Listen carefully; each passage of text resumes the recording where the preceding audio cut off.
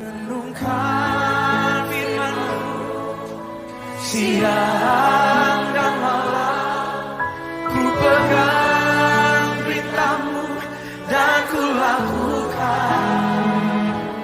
Engkau tahu ya Tuhan, tujuan hidupku hanyalah untuk menyenangkan hati. Bapak Ibu Saudara-saudara yang terkasih, seperti saya katakan tadi, hari ini kita merayakan Paskah, Hari Kebangkitan Tuhan, meskipun kita berada di Bethlehem, di gereja kelahiran Tuhan Yesus. Untuk renungan kita, karena di sini ada yang Katolik dan Kristen, saya minta Bapak Pendeta Cornelius untuk membawakan renungan sabda. Silakan. Baik, terima kasih Romo. Selamat Paskah buat kita semua Bapak Ibu. Ya, Paskah. Ini sesuatu yang luar biasa ya. Kalau kita boleh melakukan perjalanan rohani bersama, Katolik, Protestan ya. Itu semua karena anugerah Tuhan. Dan di tempat ini, sekalipun ini gereja kelahiran, kita merayakan kebangkitan Tuhan kita Yesus Kristus. Kita tahu bahwa Tuhan Yesus mati pada hari Jumat Agung, dan Alkitab katakan pada hari ketiga dia bangkit dari antara orang mati. Dan itulah iman percaya kita. Dan saya akan bacakan satu ayat dari 1 Korintus 15 ayat 14, katakan begini: tetapi andai kata Kristus tidak dibangkitkan, maka sia-sialah pemberitaan kami dan sia-sia juga kepercayaan kamu. Tetapi andai kata, umpamanya Kristus tidak dibangkitkan, kita yang mengadakan perjalanan rohani di tempat ini, kita yang berdoa kepada Tuhan, kita yang beribadah kepada Tuhan, itu sia-sia.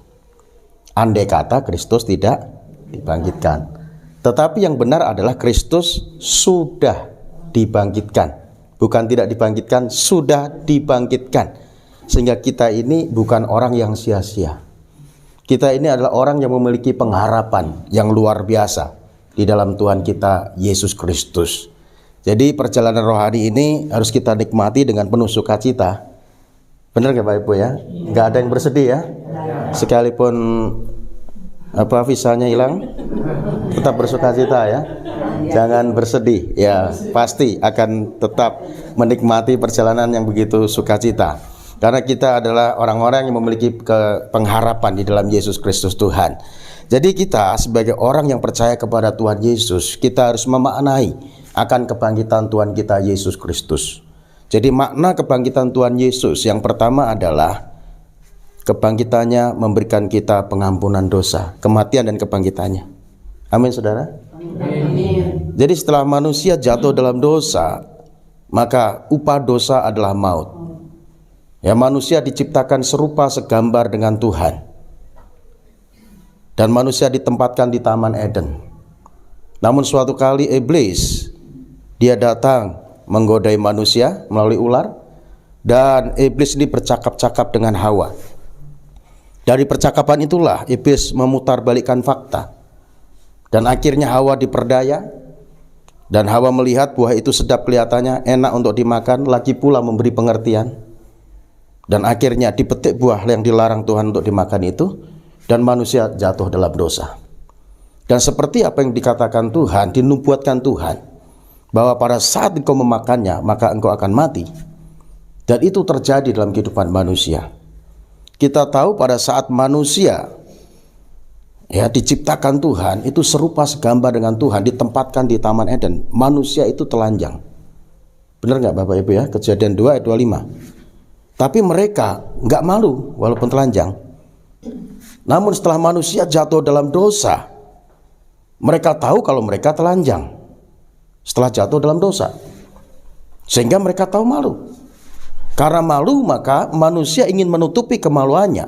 Manusia menyemat daun pohon ara dan membuat cawat. Benar nggak Bapak Ibu ya?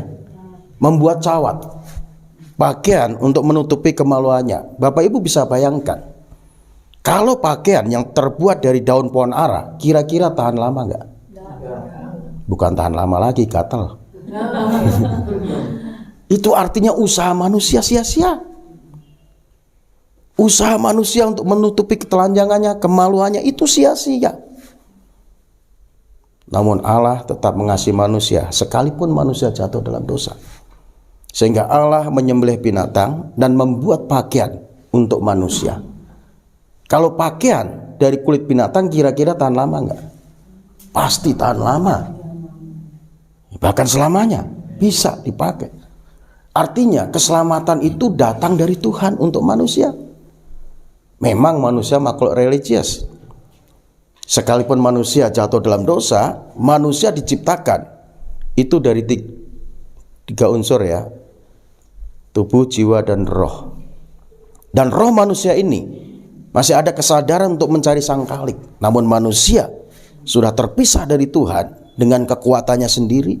Manusia berusaha bagaimana supaya berjumpa dengan sang khalik. Maka manusia menyembah ke tempat keramat, membuat patung untuk disembah. Lalu manusia banyak agama dan kepercayaan. Tujuannya selamat. Tujuannya berjumpa dengan sang khalik. Itu usaha manusia. Tetapi di dalam iman kita sebagai orang yang percaya kepada Tuhan Yesus, keselamatan itu anugerah. Diberikan Allah pada manusia melalui pengorbanan Tuhan kita Yesus Kristus di atas kayu salib yang kemarin kita sudah merayakan Jumat Agung di gereja apa kemarin ya? Sabda Bahagia ya, oleh Romo yang mimpin. Nah itu luar biasa perjalanan kita ini. Kita menghayati akan kasih Tuhan, pengorbanan Tuhan dalam kehidupan kita. Jadi keselamatan itu bukan usaha kita, tapi usaha Allah mengembalikan manusia kembali pada rancangannya. Rancangan Tuhan buat manusia itu rancangan mulia, karena manusia diciptakan serupa segambar dengan Tuhan. Jadi banyak hal yang hilang dalam kehidupan manusia tatkala manusia jatuh dalam dosa. Manusia kehilangan pakaian kemuliaan. Lalu manusia hidup dalam ketakutan. Pada saat manusia mendengar bunyi langkah Tuhan, mereka takut. Dan itulah manusia, karena manusia jatuh dalam dosa. Dosa membuat manusia takut. Lalu apa yang hilang dalam kehidupan manusia? Kasih di antara mereka menjadi retak. Manusia ditempatkan di Taman Eden, mereka saling mengasihi satu dengan yang lainnya. Namun pada saat manusia jatuh dalam dosa, mereka saling menyalahkan. Pada saat Tuhan bertanya kepada manusia, dan Tuhan katakan begini, apakah engkau telah memakan buah yang kularang untuk dimakan? Manusia katakan begini, perempuan yang kau tempatkan di sisiku Tuhan, yang memberikan aku buah sehingga buah itu ku makan. Lalu perempuan menyalahkan ular Tuhan yang memperdaya aku sehingga buah itu ku makan. Jadi mereka tidak ada kasih lagi. Kasih di antara mereka menjadi retak. Jadi manusia jatuh dalam dosa ini menjadi makhluk yang egois. Makanya manusia yang belum percaya kepada Tuhan, yang belum hidupnya dipulihkan Tuhan, itu menjadi manusia yang egois. Maunya yang diperhatikan dirinya sendiri. Benar nggak Bapak Ibu? Iya. Itulah manusia. Ya contohnya saja ya. Kita foto grup gini ya, foto grup setelah cekrek gitu ya, foto jadi, saudara lihat foto, kira-kira yang dilihat saudara, teman saudara atau saudara sendiri? Balik fotomu sendiri, ya, semua langsung, ya benar? Atau pengen lihat, tampangku seperti apa ya, kecantik gak, ganteng gak gitu ya? Ya tentunya kita itulah manusia, itu gambaran manusia, itu manusia. Kasih di antara manusia itu menjadi retak. Tapi ingat bahwa Tuhan yang kita sembah itu Tuhan yang penuh kasih. Sehingga manusia dipulihkan, memiliki kasih lagi. Karena Alkitab juga katakan barang siapa tidak mengasihi, dia tidak mengenal Allah. Sebab Allah adalah kasih. Lalu apalagi yang hilang dalam kehidupan manusia? Ya, manusia ditempatkan di Taman Eden, itu diberkati Tuhan luar biasa. Namun setelah manusia jatuh dalam dosa, berkat yang Tuhan sediakan berubah jadi kutuk. Dan yang pertama kali dikutuk oleh Tuhan itu manusia Hawa, bukan Adam. Kenapa Hawa duluan? Karena yang memetik buah itu pertama adalah Hawa, bukan Adam. Makanya tidak ada Adam nafsu, yang ada Hawa. Yang nafsu siapa? Loh, bener gak? Iya. Loh, itu bener, Hawa nafsu. Makanya pertama kali yang dikutuk itu Hawa, bukan Adam. Kutuknya bunyinya seperti ini. Kutuknya bunyinya seperti ini. susah payahmu waktu mengandung akan kubuat sangat banyak. Dengan kesakitan engkau akan melahirkan anakmu, namun engkau akan birahi terhadap suamimu, namun suamimu akan berkuasa atasmu. Ini bagian dari kutub Taman Eden. Ibu-ibu yang sudah punya anak mengandung enak nggak? Ya kan belum. Mengandung seneng nggak? Kalau ditanya mengandung senang, senang karena orang berkeluarga kan satu harapan punya keturunan. Mengandung senang, tapi kalau dibilang enak nggak? Tentunya nggak enak. Ya mengandung tuh repot, ya kan? Kandungan umur 2 bulan, 3 bulan mulai mual-mual. Anak umur di kandungan 7 bulan, 8 bulan mulai gerak-gerak gitu ya. Ya tidur segelisah, nggak enak mengandung. Itu bagian dari kutub dalam Taman Eden. Belum lagi ya, bayi yang dalam kandungan ini minta sesuatu alias ngidam, ya kan? Suaminya direpotkan juga loh. Ada orang yang ngidam ya macam-macam, pengen megang kumis orang gitu ya, padahal suaminya nggak punya kumis gitu. Ya, anak-anak gitu ya, gitu. Jadi dibuat repot. Nah kalau saya bertanya, melahirkan sakit nggak? Sakit. Ya, saya nggak pernah melahirkan, tapi istri saya pernah melahirkan sakit. Sekalipun sesar, ya tetap sakit. Ya melahirkan sakit. Dan itu bagian dari kutub Taman Eden. Saking sakitnya, ada ibu-ibu yang ngomong gini loh. Duh ini benar. Ada ibu-ibu ngomong gini, Pak, kita punya anak satu saja, Pak. Satu ini kita besarkan supaya menjadi anak yang sukses, berhasil. Loh kenapa kamu berubah pikiran, Mah? Bukankah waktu kita pacaran punya program kalau anak kita 6? Kenapa berubah jadi satu? Iya papa sih enak, papa nggak merasakan bagaimana hamil, bagaimana melahirkan. Mama yang melahirkan sakit pak, mama kapok. Ngomong kapok besok hamil lagi bu. Itu namanya kapok lombok. Itu. Jadi berkat yang Tuhan sediakan itu berubah jadi kutub. Manusia pertama dikutuk, manusia Hawa dikutuk Tuhan, lalu manusia Adam dikutuk Tuhan. Kejadian 3:17. Karena engkau mendengarkan perkataan istrimu, memakan buah yang kularang untuk dimakan, terkutuklah tanah karena engkau. Ternyata tanah yang kita injak ini tanah yang sudah pernah dikutuk Tuhan. Sebenarnya Holy Land, katanya tanah suci itu nggak ada. Kalau saudara pergi ke tempat ini, ya memang pergi ke tanah suci, karena yang menyucikan itu Tuhan Yesus. Ya dimanapun kita berdiri, kita minta disucikan oleh darah Yesus, maka tanah itu menjadi suci. Karena memang Alkitab sudah ngomong, Kejadian 3:17, terkutuklah tanah karena engkau, dengan bersusah payah engkau akan mencari rezekimu, semak duri akan menjadi makananmu sampai engkau kembali pada tanah. Lalu manusia yang harusnya bisa hidup kekal selamanya, karena melanggar perintah Tuhan, memakan buah yang Tuhan larang dimakan, umur manusia ada batasnya. Harusnya manusia bisa hidup kekal selamanya, tapi karena manusia jatuh dalam dosa, maka manusia kehilangan hak untuk menikmati buah pohon kehidupan. Sehingga buah pohon kehidupan itu dijaga kerup yang menyala-nyala, sehingga umur manusia ada batasnya. Memang zaman Adam dan Hawa umur manusia masih panjang ya, 900 tahun lebih. Zaman Nuh mulai berkurang, 600 ya. Zaman Abraham mulai berkurang. Zaman Musa mulai ada bidan dan tabib, mulai berkurang. Dan Musa katakan, masa hidup kami 70, kalau masih kuat 80. Kebanggaan kami adalah penderitaan dan kesukaran, berlarunya bulu-bulu. Mazmur 90 ayat 10. Jadi umur manusia ada batasnya. Dan paling tragis dalam kehidupan manusia adalah manusia diusir dari Taman Eden, dan manusia pasti binasa untuk selama-lamanya. Tapi syukur kepada Tuhan, Tuhan datang ke dalam dunia menebus dosa kita. Dia mati, namun dia bangkit dari kematian, sehingga kita umatnya adalah orang-orang yang memiliki pengharapan yang pasti. Bukan mudah-mudahan, bukan insya Allah. Ya kan, kalau dulu saya insya Allah, kalau ditanya ya insya Allah, ya kan, insya Allah itu belum tentu semoga. Ya itu dulu saya dari Muslim, saya dulu dari Muslim, keluarga saya dari Islam. Ya, saya bangga menjadi orang yang percaya kepada Tuhan. Karena Tuhan memberikan jaminan keselamatan yang pasti melalui Yesus Kristus. Karena ini masalah terbesar dalam hidup manusia, itu masalah dosa. Dan Tuhan menyelesaikan masalah dalam kehidupan manusia, itu masalah dosa. Karena dosa membawa kepada kebinasaan, namun Yesus mati untuk dosa kita.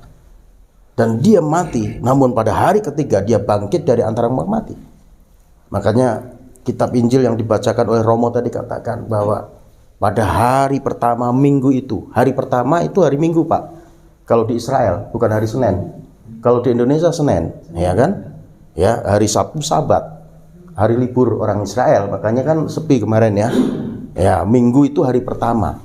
Sesuai dengan nubuatan kitab suci, hari pertama minggu itu Yesus bangkit. Dan itu untuk menebus dosa kita. Jadi kita sebagai orang percaya kepada Tuhan, kita harus memaknai akan kebangkitan Tuhan kita Yesus Kristus. Jadi makna kebangkitan Tuhan Yesus yang pertama adalah kebangkitannya memberikan kita pengampunan. Lalu yang kedua, kebangkitannya memberikan kita pengharapan.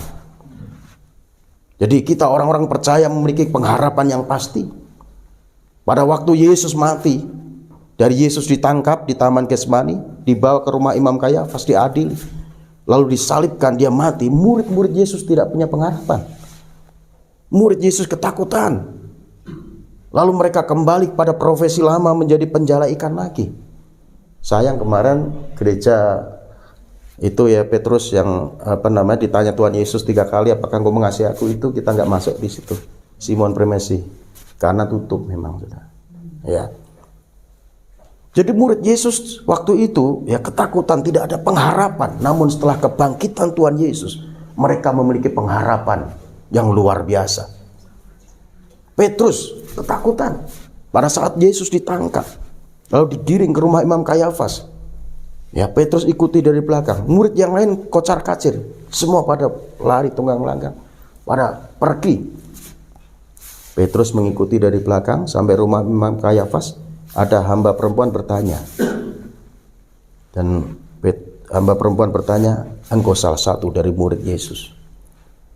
Lalu Petrus katakan, Bu, jangan sembarang nuduh, Bu. Aku tidak kenal siapa itu Yesus. Ya, ini kata-kata saya sendiri ya. Lalu Petrus pindah ke tempat lain. Ada seorang bapak melihat, engkau salah satu dari murid Yesus. Pak, kalau ngomong hati-hati Pak. Ini keadaannya lagi genting. Bapak jangan main tuduh. Aku bukan murid Yesus. Lalu pindah ke tempat lain lagi, ketemu perempuan yang sama. Benar, engkau salah satu dari murid Yesus. Petrus katakan, aku tidak pernah kenal siapa Yesus. Aku bersumpah, sampai bersumpah. Lalu setelah itu ayam berkokok. Berapa kali ayam berkokok? 3 kali. Yang benar 3 kali. Berapa kali menyangkalnya? Berkokoknya berapa kali? Terserah ayamnya. Pokoknya tandanya ayam berkokok. Iya, itu tandanya ayam berkokok. Terserah ayamnya. Karena Tuhan katakan, sebelum ayam berkokok engkau akan menyangkal aku sebanyak 3 kali. Dan Petrus ingat. Lalu dia bersedih, dia menangis di hadapan Tuhan. Dia minta ampun kepada Tuhan. Beda dengan Yudas. Setelah dia merasa bersalah, dia tertuduh, dia mengakhiri hidupnya dengan gantung diri. Jadi murid Yesus ketakutan semua. Namun pada saat Yesus bangkit dari kematian, menampakkan diri kepada murid-muridnya, maka ada pengharapan yang baru. Amin, saudara. Jadi apapun masalah Bapak Ibu Saudara semua, letakkan pengharapanmu kepada Tuhan. Karena Tuhan sudah memberikan jaminan yang pasti dalam kehidupan kita. Itu yang kedua. Lalu yang ketiga, makna kebangkitan Kristus adalah karena Yesus sudah dibangkitkan, kita orang percaya akan mengalami kebangkitan dalam Yesus. Amin, saudara. Jadi kita ini akan dibangkitkan pada akhir zaman. Ya, kita orang yang mati dalam Kristus akan mengalami kebangkitan. Makanya Tuhan Yesus katakan, setiap orang yang percaya kepadaku, ia akan hidup walaupun sudah mati. Karena kita akan mengalami kebangkitan. Yesus yang sulung yang dibangkitkan, dan kita semua juga akan mengalami kebangkitan. Lalu yang terakhir, makna kebangkitan Kristus adalah menjadikan kita saksi-saksinya. Amin Bapak Ibu. Jadi Yesus sebelum terangkat ke surga memberi perintah, memberikan amanat agung buat kita semua. Setelah dia bangkit, dia mengajar, dia menampakkan diri, memberi pesan kepada murid-muridnya selama 40 hari. Ini banyak orang yang menyangkal, saudara-saudara kita yang di seberang menyangkal. Ya kan, banyak yang menyangkal, padahal Tuhan Yesus membuktikan, dia menampakkan diri pada murid-muridnya, bahkan 500 pasang mata sebelum terangkat ke surga. Namun banyak orang tidak percaya kepada Tuhan Yesus. Mata mereka buta. Karena apa? Mata rohaninya tertutup oleh ilah-ilah zaman sekarang, oleh roh-roh agamawi yang menurut mereka adalah agama yang paling benar, agama yang paling baik. Makanya kita sebagai orang yang percaya kepada Tuhan, kita harus menjadi saksi Tuhan. Kita berdoa buat mereka, berdoa buat jiwa-jiwa agar mengenal Tuhan. Saya percaya Yesus tahun 95. Lalu saya berdoa supaya keluarga saya juga percaya Yesus. Dan itu proses yang panjang. Saya gumulkan, saya berdoa, saya sebut satu persatu. Orang tua saya, adik-adik saya, saudara-saudara saya. Saya minta supaya mata rohaninya dibukakan. Tahun 95 berdoa, 2007 bapak saya terima Yesus sebagai Tuhan dan Juru Selamatnya. 2015 mama saya minta dibaptis, terima Yesus sebagai Tuhan dan Juru Selamatnya. Adik-adik saya terima Yesus. Yang satu masih belum sampai sekarang. Masih pakai peci, pakai kerudung. Tapi saya percaya satu orang bertobat, seisi keluarga akan diselamatkan sesuai kata firman Tuhan. Jadi kebangkitan Yesus ini membuat kita semangat untuk bersaksi. Tuhan Yesus katakan begini dalam Markus 16 ayat 15, aku berkata kepadamu, pergilah ke seluruh dunia, beritakan Injil kepada segala makhluk.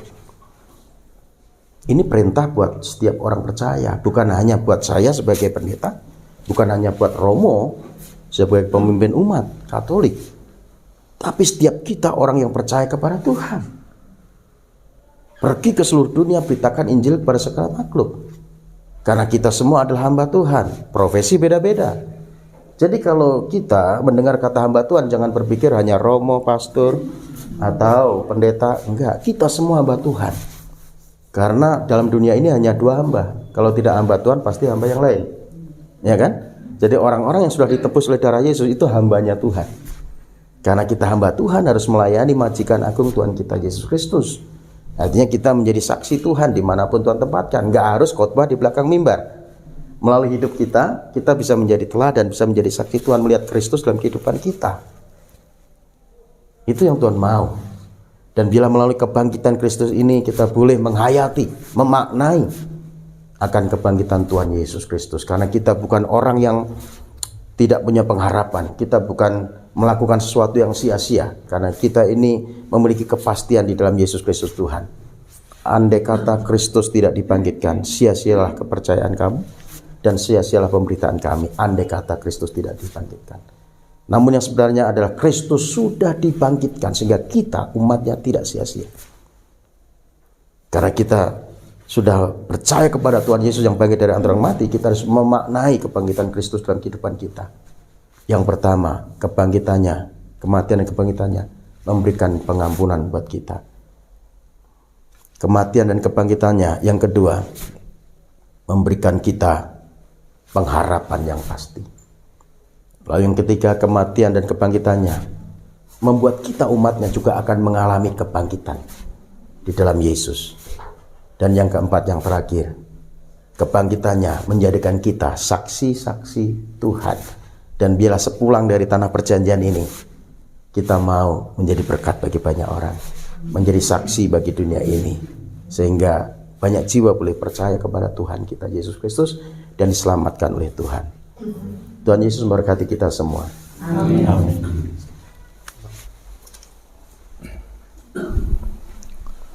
Terima kasih pada Pak Pendeta Cornelius atas renungan dan sharingnya.